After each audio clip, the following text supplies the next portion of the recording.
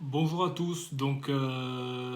Je sais plus, je compte plus trop là si on est au 15e, 16e, 17e jour de confinement. J'ai un peu perdu le fil. Aujourd'hui, pour continuer dans l'idée que je me suis proposé de créer des vidéos pour essayer de vous aider dans votre quotidien pour traverser cette période de confinement, on va faire une petite vidéo sur l'ergonomie, sur le poste de travail. Je sais qu'il y a beaucoup de gens qui sont en télétravail. Il y a beaucoup de gens qui étudient, beaucoup de gens passent maintenant leur journée devant face à un écran, assis au bureau. Du coup, je vais essayer de vous détailler quelques petits conseils.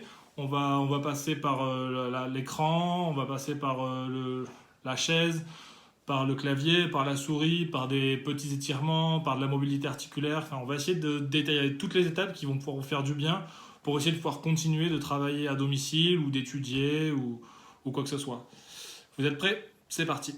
Alors, on va commencer par la base, c'est-à-dire par l'alignement entre votre tête, vos épaules et le dos. On va essayer d'avoir un bon alignement cervico-dorsal, c'est-à-dire cette position, elle ne nous intéresse pas du tout.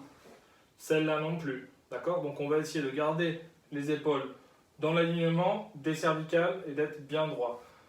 On essaye d'avoir les fesses bien au fond de la chaise, d'accord?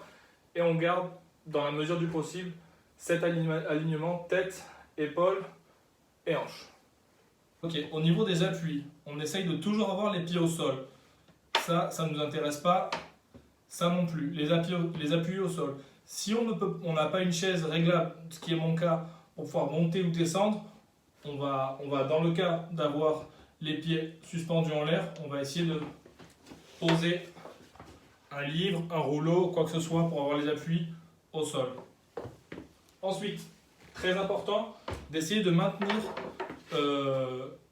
les jambes parallèles au sol. D'accord? Ça m'intéresse pas. Ça m'intéresse pas non plus. On essaye de garder les jambes parallèles au sol. En ce qui concerne le dossier, si vous avez de la chance et que vous avez un dossier réglable, essayez de l'incliner un tout petit peu en arrière, d'accord? Histoire d'avoir le corps collé contre votre chaise et de ne pas se retrouver dans cette position-là. Un tout petit peu en arrière. Et on garde toujours bien cet alignement droit devant dans le même axe. Ok, on passe au deuxième point. Après avoir vu un peu les réglages au niveau des appuis et de la chaise, on va passer au niveau des bras. Si vous avez la chance d'avoir des repose-bras, d'accord, ajustez-les pour avoir vos épaules relâchées, pour essayer d'éviter vos tensions.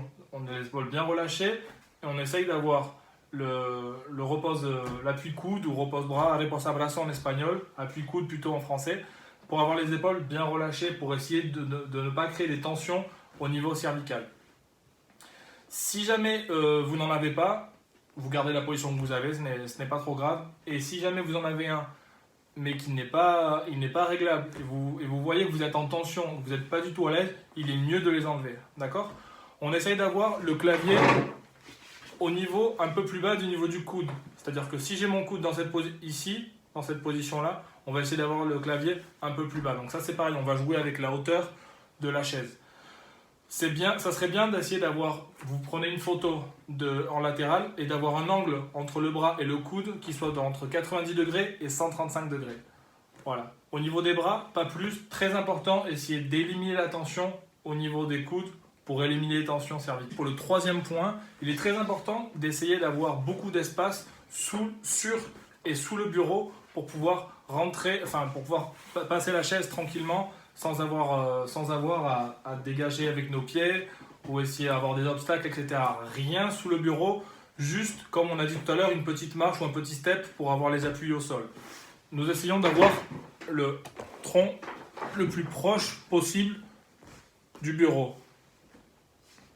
Ensuite, au niveau du clavier, le mieux c'est que le clavier n'ait aucune angulation, d'accord? Que le clavier soit à plat.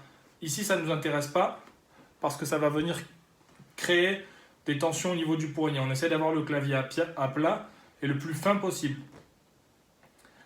Toujours pareil, je vais revenir beaucoup sur les épaules. Épaules bien relâchées, clavier en dessous du coude et les bras le plus proche possible du corps. Antebrazos, les avant-bras sur votre bureau et appuyez aussi sur le repose-coude ou appui-coude ou reposabrazos, comme vous voulez l'appeler, si vous en avez un. Sinon, pas de problème. On essaye de garder cette position bien. Passons à l'écran.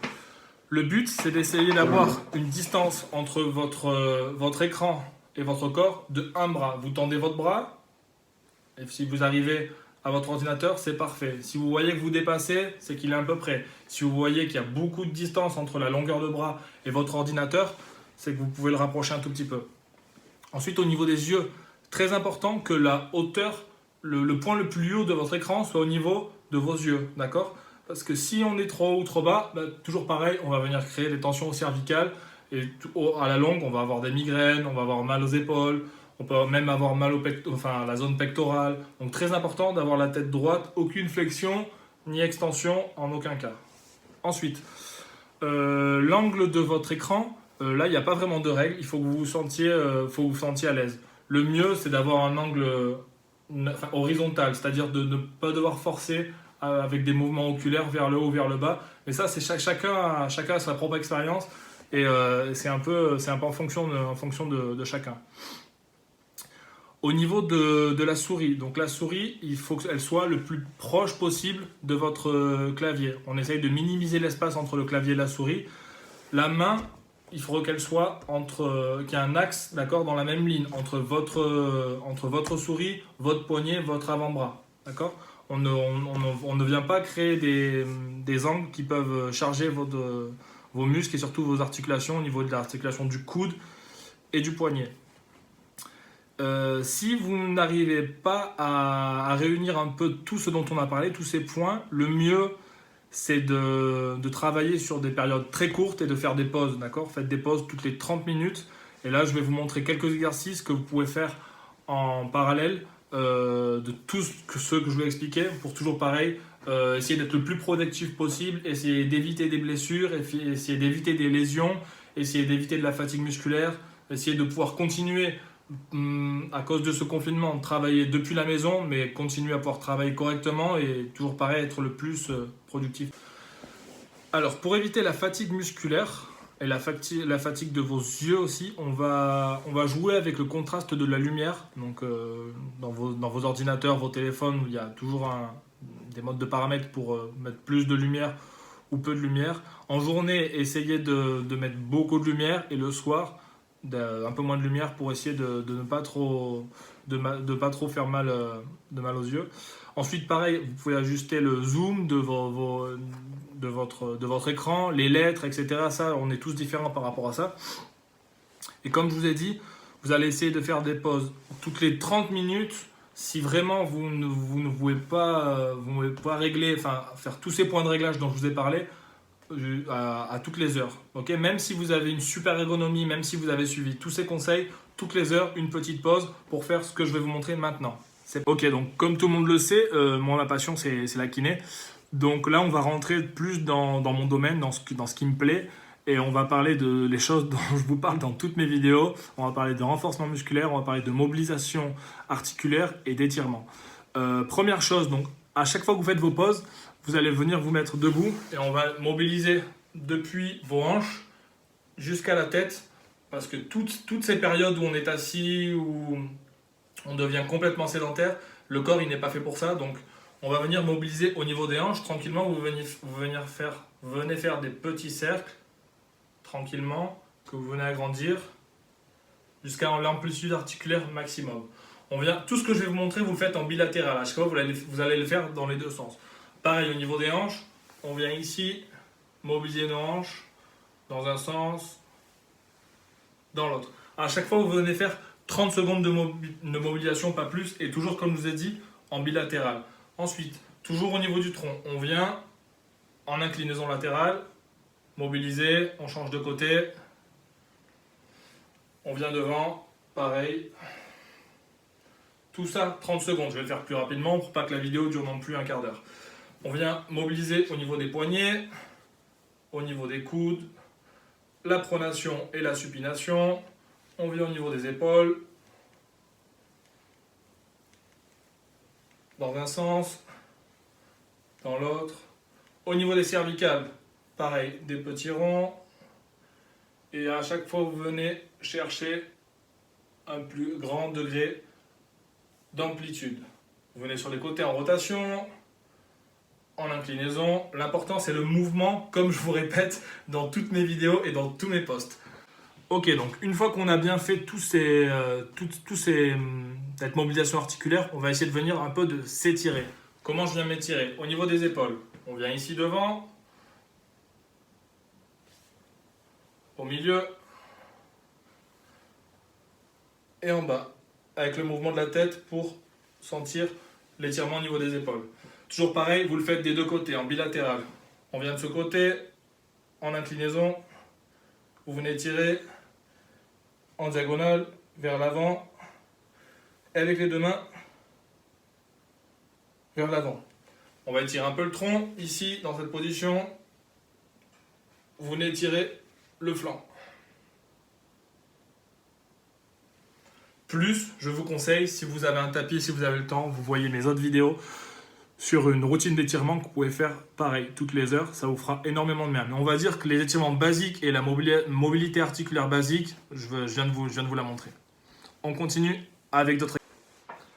Ok, dans notre dernier point, on va essayer de faire un peu de renforcement musculaire au niveau cervical, car toutes ces douleurs qui peuvent apparaître viennent à cause de raideurs, et toutes ces raideurs peuvent être corrigées et peuvent être améliorées par de la mobilisation articulaire, des étirements et comme je l'ai dit, du renforcement musculaire. Je vous montre quelques petits exercices que vous pouvez faire chez vous, pareil assis, pour essayer de vous renforcer un peu toute la musculature antérieure et postérieure du cou, pour essayer toujours pareil, le même but d'avoir moins de douleur.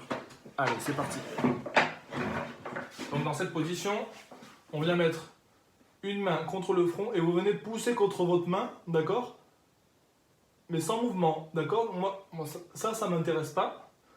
Moi, ce qui m'intéresse, c'est ici, on vient pousser, on vient faire du travail qu'on appelle isométrique, c'est-à-dire une contraction musculaire sans mouvement. Dans cette position, pareil derrière. Vous venez chercher derrière, mais votre main gagne la force qui est en train de créer vos muscles, vos muscles du cou.